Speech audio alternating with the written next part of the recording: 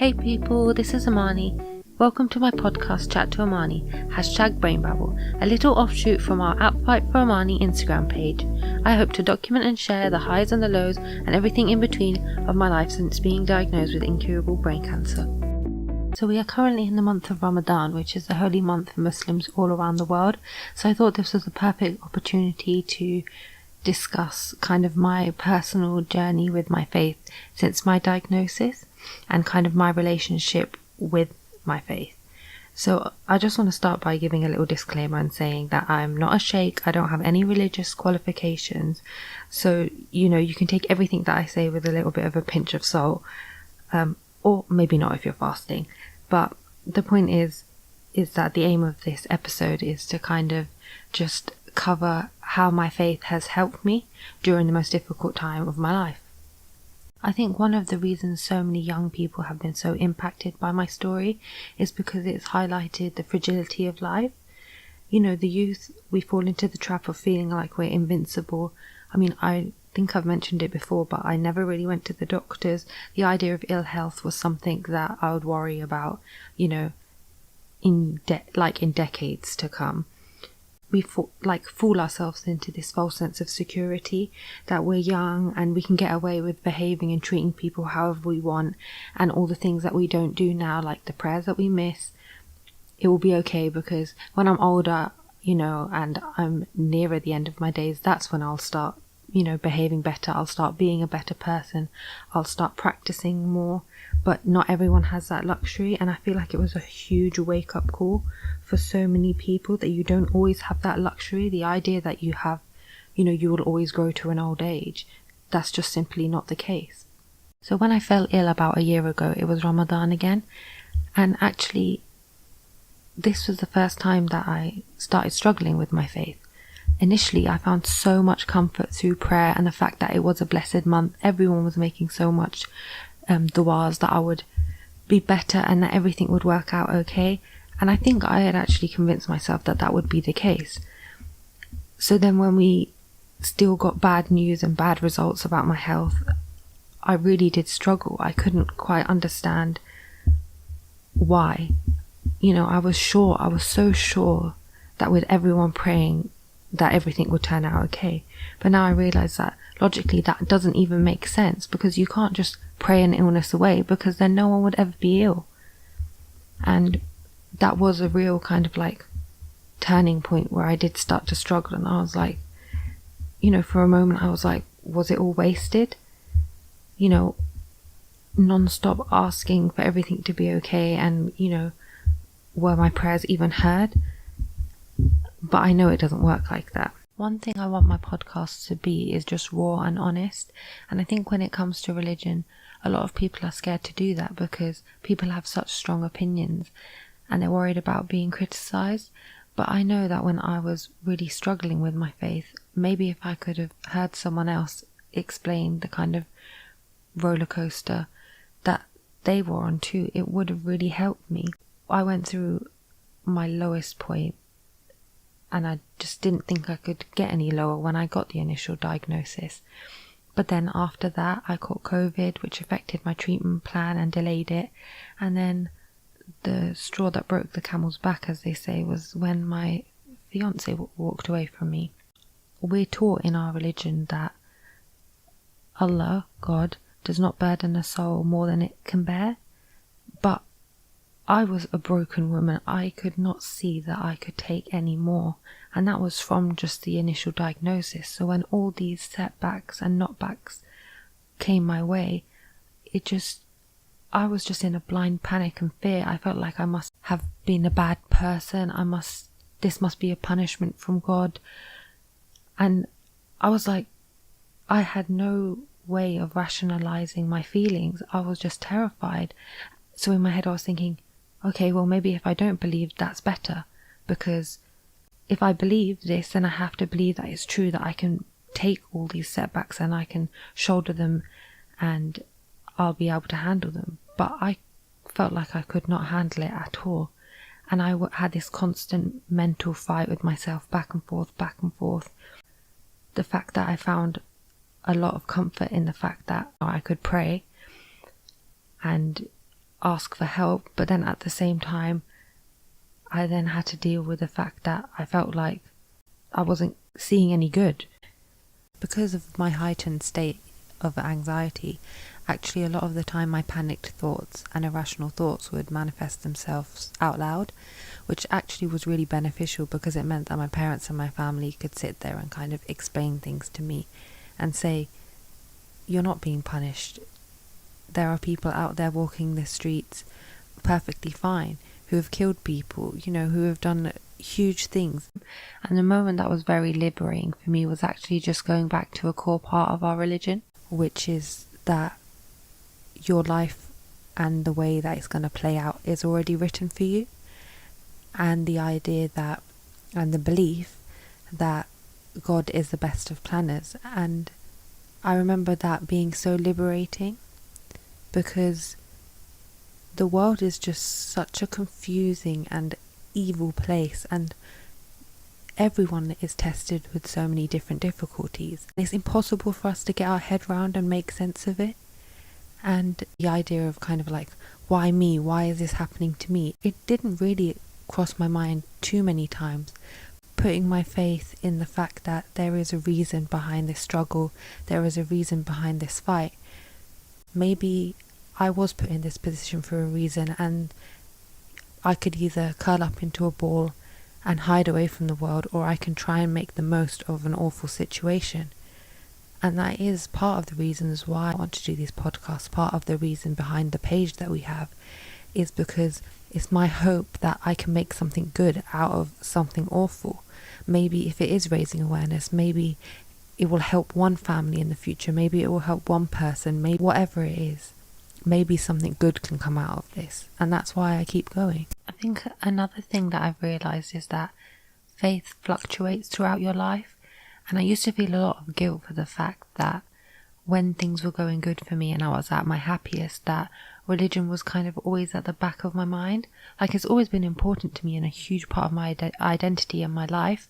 But like a lot of people, it wasn't until I felt like my life was falling apart that I really took my faith seriously, and missing a prayer wasn't an option. And I felt guilty. I thought maybe that's what I had done wrong. But now that I know that we're human and God has created us to be imperfect and we are going to make mistakes, and maybe that is why we are given these trials in our life, to remind us that there is a bigger picture and there is a reason that we are here. Another thing we're encouraged to do in our religion is to think of those that are less fortunate than us, and that is meant to help put into perspective maybe struggles or things that we're complaining about in our own lives. And at first this actually was something I really struggled with, because my mental health was so low at that point. It actually made me feel a lot of guilt, because I felt like I had no right to complain or be upset about the difficulties I was going through, because there are people in war-torn countries who are also unwell. Not only are their homes being destroyed, they still get unwell and they don't have any access to proper medical treatment. So their chances of there being any sort of, positive outcome is even more minuscule than me sitting in the UK where we do have the NHS. And like I said, it made me feel guilty. But as I got stronger, it actually was almost an exercise that helped me a lot. It allowed me to kind of take a step back and to see things from a different point of view.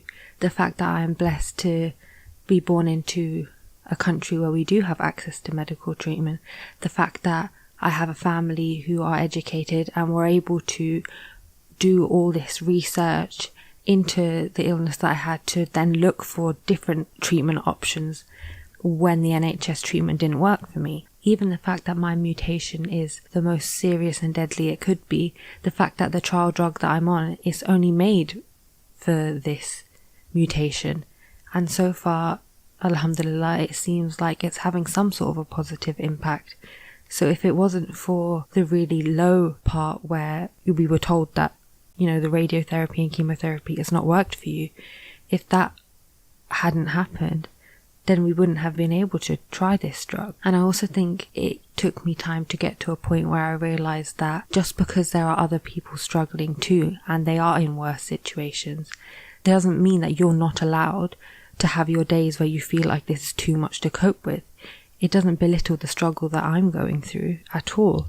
But it does sometimes help to take a step back and think that, yes, this is awful, but it could be a lot worse. And I am in a fortunate position to have these options available to me, and to have even just a roof over my head, to have food on the table.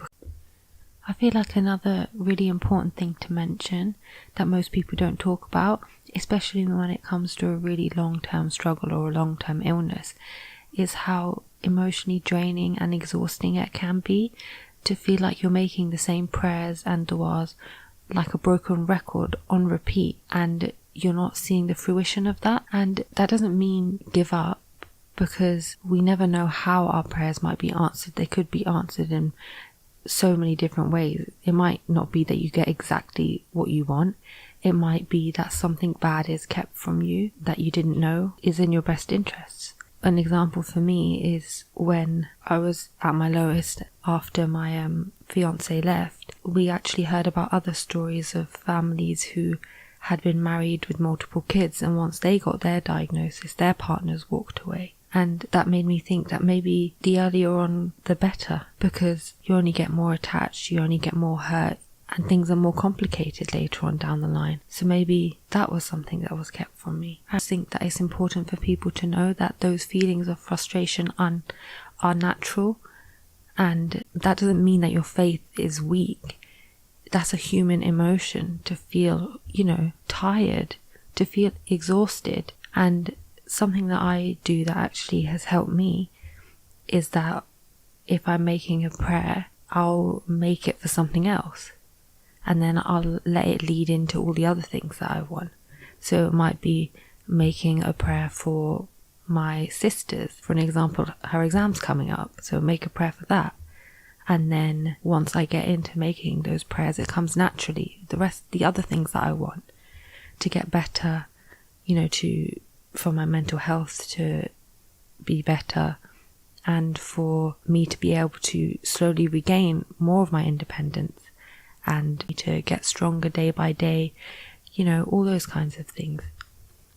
The idea of being told by anyone really at any age that you potentially only have 12 to 18 months left is absolutely terrifying, but I just can't imagine how scary it must be if you have no idea what's going to happen to you after you die. So another way that my faith has really helped me is the belief that there is a life after death, and that your struggles will be rewarded, and you will see that in paradise. And I've actually found a lot of comfort in that, because I like to think that I've been a good person, and I've now been given the time to strengthen my faith. And the idea that if I did pass away, that I'll be at peace, that I'll be in a better place, that all the difficulties and the struggles and the pain and the heartbreak that I've been through in this world will be gone. It won't be something that I have to worry about. And I just don't know, I just can't imagine how terrifying it must be to have no idea of what's to come if you pass away. So the belief that there is life after death, that actually brings comfort to me, because it means that it's not just all over. I'll be reunited with my family, I'll be reunited with my loved ones, inshallah. I think it's fair to say that my faith has been on a serious roller coaster since last year, and it's the strongest it's ever been, but there were also moments where I just could not get my head around what was happening to me, and my faith took a huge dip. But like I said earlier, that fear that came from that ayah that says that Allah does not burden a soul more than it can bear, I just didn't believe that to be true at the time. But here I am, a year later on, and I have overcome and dealt with, and I have been able to handle all those horrible events that happened. And now I'm sitting here and I'm telling people my story. I'm trying to make a difference. And I feel so much stronger than I did then. So to me, that just shows that is the truth. I've been able to pick myself up from when I didn't think that I could get any lower. And my faith has definitely helped me with that. And that has been a huge blessing for me. The strength that I've found and the improvements that I've made mentally and physically, they're not just down to me. It wouldn't have been possible without the support of my family and friends, and of course God. There is nothing that will happen without His say-so. And I am so blessed to still be here with my family almost a year later on, because there are so many other families who have lost their loved ones to this disease. So I just want to finish by saying and asking my listeners to remember Muhammad and Sabrina in their prayers, as well as myself and Owen and anyone else that's suffering, because they are my fellow fighters and their families are in pieces, and that is what has also helped give me strength to keep going, because it is unfair and there is more that can be done, and inshallah a cure can be found, but it's not going to be found without people like me and other members of society putting that pressure on, raising that awareness, and being the voices of those families that have lost their loved ones. And that's what I plan to do. Everyone has their fight, so let's ready our armies and let the battle commence, because we're not going down without a fight. Like, comment, share and subscribe. I've always wanted to say that.